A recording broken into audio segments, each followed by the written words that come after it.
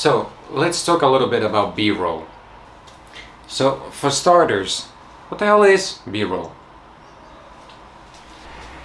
Basically, B-roll, if you explain it in like plain English, it's everything that you show that's not your primary A-roll footage. So for example, if I'm sitting like this talking to camera, this would be the primary A-roll video.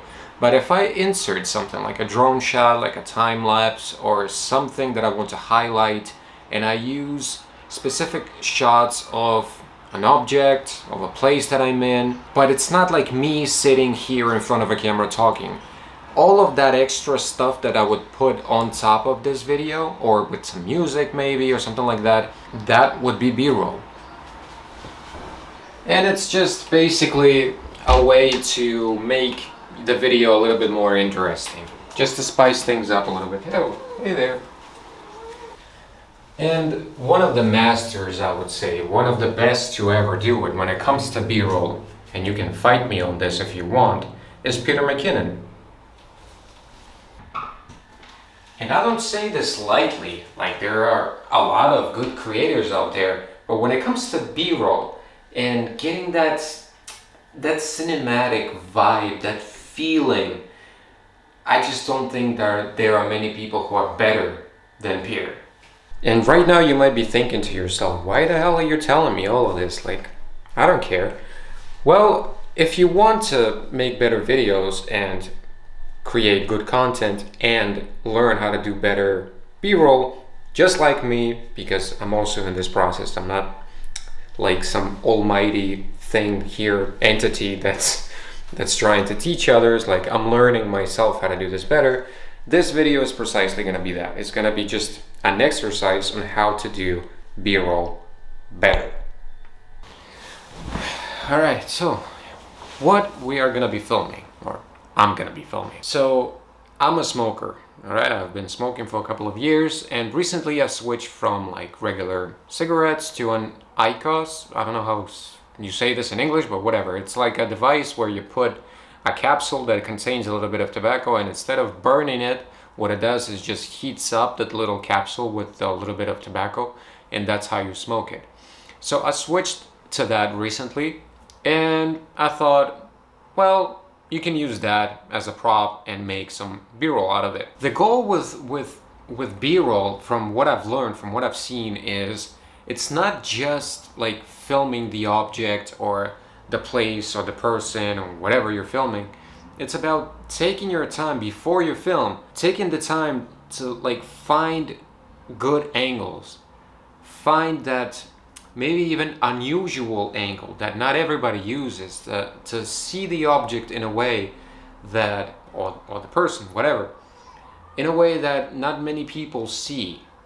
You know, it's about having that little game, being a little bit playful with it, and not just going, well, here's the object, I'm gonna film it like this, and then that's it, I have B-roll. No, you gotta be a little bit more playful with it. You gotta look, what if I shoot it like this? What if I do a close-up? What if I shine a light from here? Or what if I move like this? You know, it's something that I really enjoy. It's that little game of finding unusual, different angles and lighting and other elements that you can incorporate into that, and finding the music as well, and how you're gonna edit it, how you're gonna edit the coloring, all of that. It just feels like a really sometimes complicated game that I just enjoy playing. Also, what I try to do, what I've learned from Peter as well, when it comes to B-roll, it's not just focusing on the object or the person who you're filming. It's also about, my cat is playing here with me. It's also about thinking of everything that surrounds the object or the person who you're trying to film. What's in the background?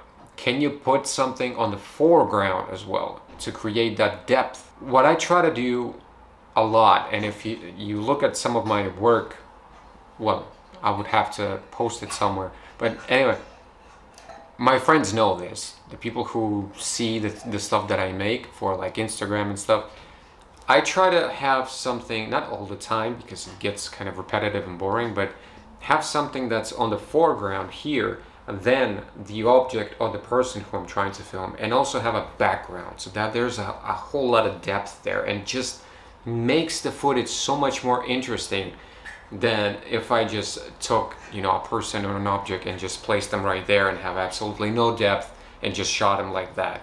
So that's what I try to do. Another thing is, that really depends on the camera gear that you're using, but introducing slow motion into B-roll can be very, very interesting and very cool.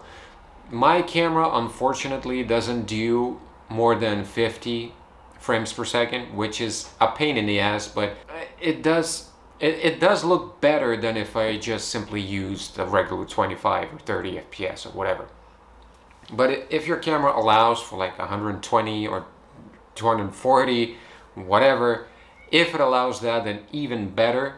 And the reason you want the higher FPS is that when you're editing the footage and your main, how do I explain this? Your main video is, let's say, 25 FPS or 30, whatever. The way to do slow motion is that you film the B-roll in, let's say, 60 FPS. And when you put it into Premiere or whatever editing software that you use, you slow it down by half and it looks smooth, because 60 FPS footage, it has like twice the frames than a 30 FPS footage. And when you slow it down, it doesn't look like chopped up. Like if you take a 30 FPS footage and you slow it down, it's gonna look terrible, because you're taking essentially like 30 frames and you're slowing it down by half, and now there's like frames missing in the middle, and it looks very weird and very bad. And the more FPS that you have available to you, the smoother the slow motion is gonna look,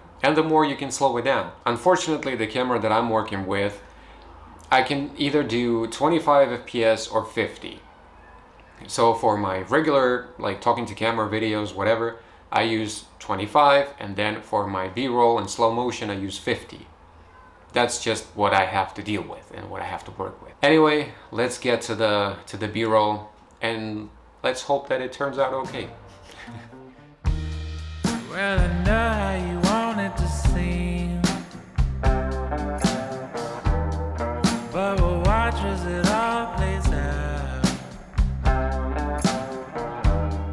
From the crest of the wave that we broke apart. Alright, so that was it.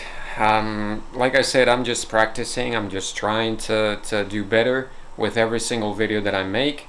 It doesn't have to be something crazy like a Lamborghini or like a Ferrari, a Rolls Royce, or some crazy house somewhere in I don't know, on an island on Italy or something like. It doesn't have to be anything crazy. Like, you can use everyday objects that you use normally or in your day-to-day life and just practice with that. Get comfortable with your camera, get comfortable with the settings of your camera, get comfortable with your editing software, and just try. Use lights if you have them. You can buy some cheap lights on the internet.